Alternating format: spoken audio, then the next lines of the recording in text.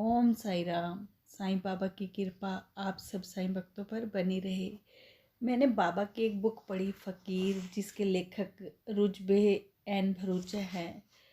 ये इस बुक में जो एक पात्र है वो बहुत ही दुखी व्यक्ति है। वो अपनी ज़िंदगी से बहुत निराश है। वो आत्महत्या भी करना चाहता है। तो उसको बाबा मिलते हैं। बाबा उसको बहुत समझाते हैं, उसको ज़िंदगी में खुश रहना सिखाते हैं। तो हम लोग भी तो अपनी ज़िंदगी में बहुत दुखी हैं, कोई ना कोई परेशानी है, हमारा मन भी हमेशा दुखी रहता है। तो मैं इस बुक में जो बाबा उस अपने भक्त को समझा रहे हैं, मैं आपको वो बातें बताती हूँ। शायद ये बाबा का मैसेज ही समझें। शायद इन बातों को समझकर आपको भी अपनी ज़िंदगी में कुछ बदलाव नज़र आए। तो बाबा उसको कहते हैं कि जो तुम्हारी आत्मा चाहती है वही करो। अगर ना कर सको तो अपने आप को शांत करते हुए वर्तमान को पूरी गरिमा के साथ स्वीकार करो। उसे ईश्वर की मर्जी मान लो। बेटा, इसके अलावा कोई दूसरा रास्ता नहीं होता। अपने जीवन का सबसे बेहतरीन फैसला लेने के लिए बुद्धिमानी का सहारा लेना होता है, और भाग्य या ईश्वर से जो भी मिले उसे पूरे सकारात्मक समर्पण के साथ स्वीकार करना होता है। बाबा उसको समझा रहे हैं कि आप अपनी आत्मा की आवाज़ सुनो कि आपको वो क्या कहती है। हमारी जो आत्मा है हमेशा हमें सही रास्ता दिखाती है, पर हम उसको समझते ही नहीं। हम अपनी आत्मा की जो आवाज़ होती है उसको अनसुना कर देते हैं।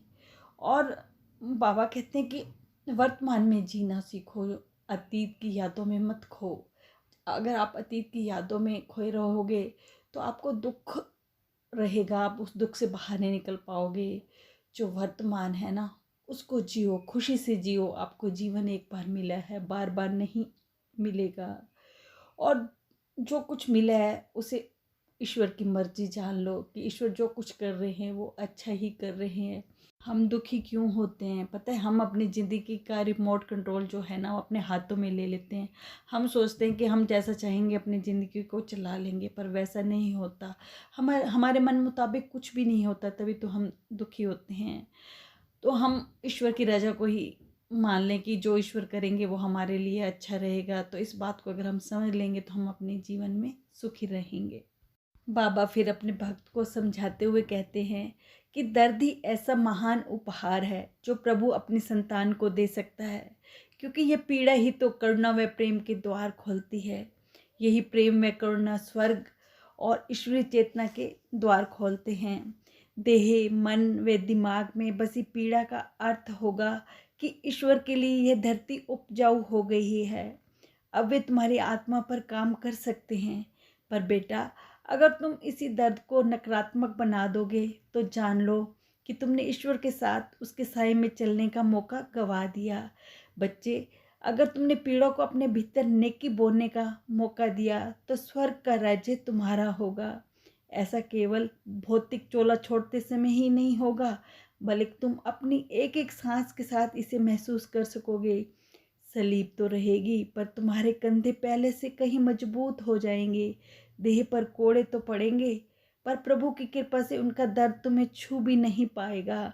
बेटा, स्वर्ग का राज्य कृष्णों से भरा पड़ा है। इनमें से सबसे बड़ा कृष्ण यही है कि दर्द ईश्वर की चेतना में बदल जाता है। बाबा उसको समझा रहे हैं कि तुम दुख में बहुत परेशान हो रहे हो, पर जो ये दुख है ना, ये प्रभु का एक महान उपहार है। प्रभु तुम्हारे नज़दीक आने लगे हैं, क्योंकि तुम दर्द में ही तो प्रभु को याद करते हो। तभी तो प्रभु तुम्हारे पास आना चाहते हैं, तुम्हारे दुखों को दूर करना चाहते हैं। जब हम दुखी होते हैं ना, तभी जो हमारे देह, मन और दिमाग होता है ना, उसकी जो धरती होती है ना वो उपजाऊ हो जाती है। तो ईश्वर तुम्हें दर्द देते हैं ताकि तुम्हारी जो आत्मा है ना वो पवित्र हो जाए। अगर तुम्हारी आत्मा पवित्र होगी तो ईश्वर तभी तो तुम्हारे साथ चल पाएंगे। ईश्वर को अपने साथ अपने साईं की तरह चलने दो। तो अपने जो दर्द होता है ना, दुख दर्द, उसमें सारा दिन उसको कोसते मत रहो, उसको नकारात्मक मत बनाओ। जब दर्द तुम्हें आता है तो उसे ईश्वर की रजा मानो। बस ईश्वर को ये कहो कि हे भगवान, मुझे हिम्मत दो इसको दुख दर्द सहने की, आप हमेशा मेरे साथ चलो, और ईश्वर तुम्हारे साथ चलेंगे। अगर तुमने ईश्वर को अपने साथ चलने का मौका गवा दिया तो जो तुम्हारी जो पीड़ा है ना, वो तुम्हें अंदर ही अंदर तोड़ देगी। पर अगर तुम मजबूत रहोगे और दुख को ईश्वर की रजा मानोगे तो तुम्हें जो ये दुख है ना, वो दुख नहीं लगेगा। अगर तुम्हारे देह पर कोड़े भी पड़ेंगे तो प्रभु की कृपा समझकर तुम्हें उन्हें दर्द छू ही नहीं पाएगा। तो इसलिए बाबा कहते हैं कि दुखों में घबराओ मत। दुख में ही तो तुम एक बहुत अच्छे इंसान बनते हो, जो दूसरों के दुख को जान सकते हो।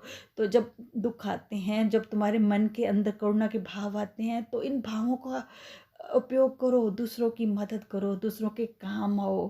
तो इसी से तो तुम्हें ईश्वर मिलेंगे।